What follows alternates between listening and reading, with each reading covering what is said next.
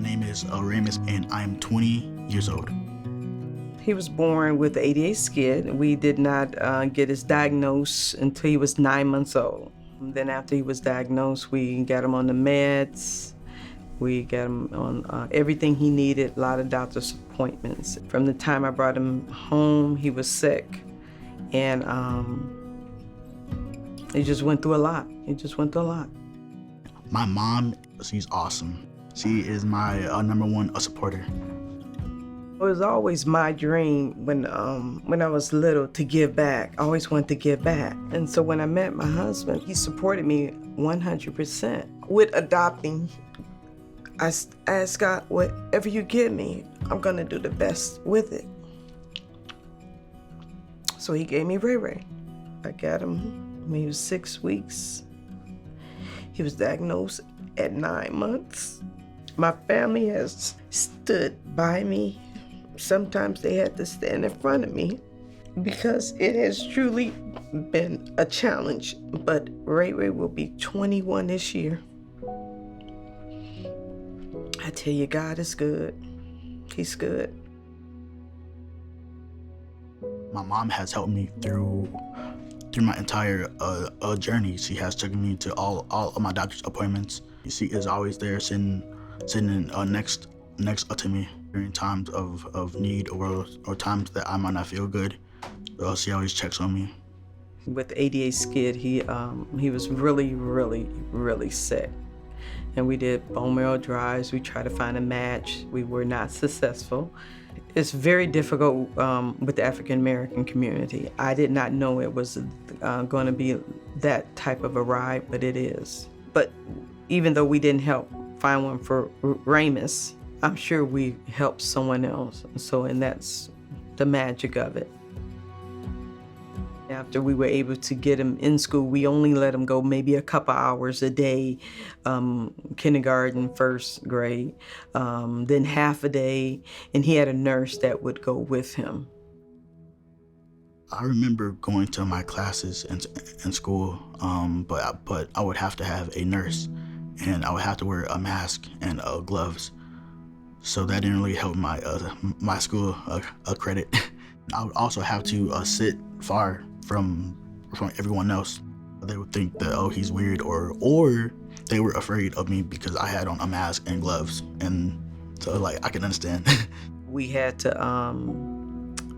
not expose him, so he didn't get out a lot. We had to make a decision, and that we just step out on faith, and I'm like, let's just do this. We went for gene therapy at NIH. He was like 8 years old. They wanted to see if they could help me. I stayed there for I think 6 months. I was allowed to walk outside some days, but not all the time. I would just be in my bed. It was terrible, painful. After the gene therapy was done, they started giving me chemo and everything to see if it would help, and it did not. I lost my hair. I lost my sight. I forgot people. I forgot who my parents were. Yeah. It was difficult. Some nights, you could feel the wall coming in, the ceiling coming down. It was, just take that deep breath, let it out slow, and just wait for the morning. When I got back from the NIH, even though it was months, it felt like years to me from being home. He was homeschooled first. He was homeschooled, and then he had a lot of therapy, occupational, physical, speech, and sensory. Every case is different. It's good that he was able to get the gene therapy. However, his counts are very low, so he needs a little bit more to boost him, and it might, like they said, give him a better quality of life. It was hard getting back to every day, going back to my classes, because I didn't see kids there for a long time. I believe the coping came from my family. They'll tell me it's going to be okay, just keep on pushing forward. Family helps you a lot. You have to really speak it into existence. Speak it into yourself. and just know that it's going to be okay. And that's what I pretty much explained to Raymond. You know, he would say, "Mom, are we going to be okay?" I said, "We're going to be fine." I couldn't imagine myself doing things that I'm doing now, especially now. High school was different for me. I did not have no mask or no gloves on, and I had no nurse by me. What helped me a lot, meet people and make friends, was band. I played the piano, guitar, violin, trumpet, and drums. I did the swim team a freshman until a junior year. I didn't do wrestling until my senior year. Right now, I am attending college. My major is psychology. As a child, I would always go to a therapist. As I got older, I found out that they help people a lot.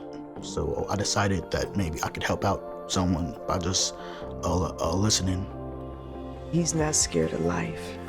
He's living it, and he's enjoying it.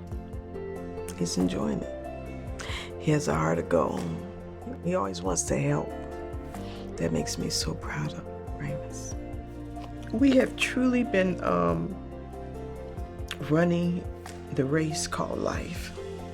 First, I want to say thank you for taking the time, that they gave to the research. I definitely want to say thank you.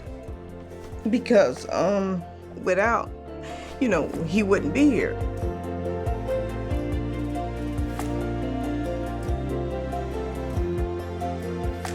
There are going to be some hard points that you are going to want to stop trying, but never give up, because there is always a way to succeed and get better and become a symbol of hope for someone else who may need help.